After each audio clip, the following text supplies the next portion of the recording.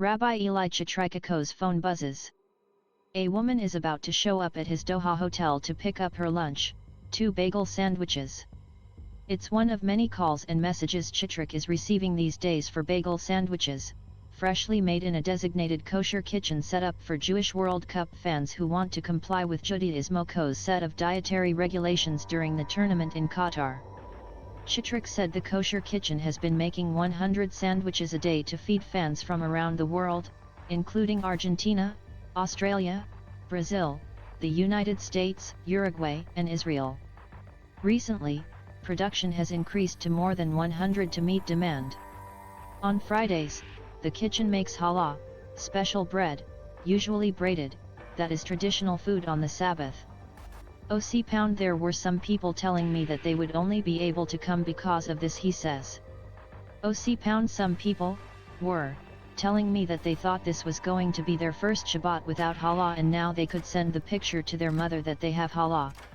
Rabbi Mark Schneier, president of the New York-based Foundation for Ethnic Understanding, said he had been involved in discussions with Qatari officials for the past 5 years to help accommodate the attendance of Jewish fans at the tournament.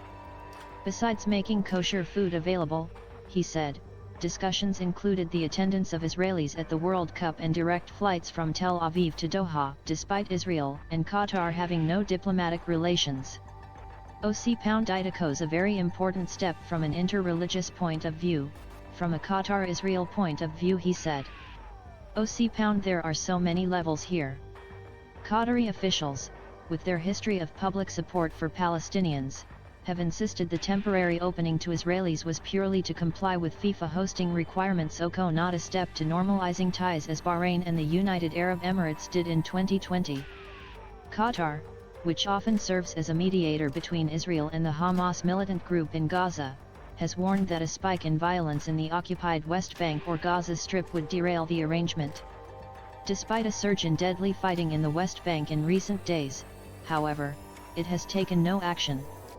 Having ties with Israel is a contentious topic, unpopular among many Arabs, due to factors such as Israel's 55-year West Bank occupation and a lack of a resolution to the Palestinian issue. Israeli social media has been filled with videos showing Israeli TV reporters receiving hostile receptions from Arab soccer fans in Qatar. The Qatari World Cup organizing committee did not respond to emailed questions about the kosher kitchen. Early each morning, Chitrik heads to the kitchen.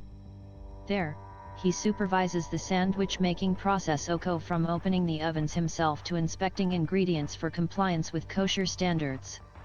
Sun-dried tomatoes in jars, for instance, were excluded for containing non-kosher ingredients. Tomatoes are dried in the kitchen oven instead. I know every little thing that happens in that kitchen, so that way I can tell you 100%, no question, this is a kosher sandwich, he says. Visitors typically make arrangements to pick up their kosher food from Chitrik. He keeps the bagel sandwiches stored into special cases in his hotel room, with labels declaring the food kosher.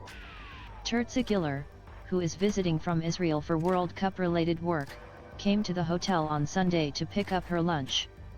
Flying into Doha, she had stuffed her luggage with dishes, a frying pan, cutlery, tuna cans and snacks to keep kosher. Working long hours and not wanting to rely on just snacks, she said she was excited when friends in Dubai told her about the new kosher offerings in Doha. Everyone was searching for this information, if there is kosher food, she said.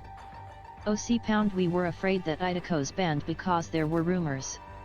I'm happy to find out Idako's not. When he's not in the kitchen or handing out sandwiches at his hotel, Chitrik, who was born in Israel but raised in Turkey, said he had been going out on the streets of Doha in his religious garb, including a black hat and tzitzit, a ritual fringed garment.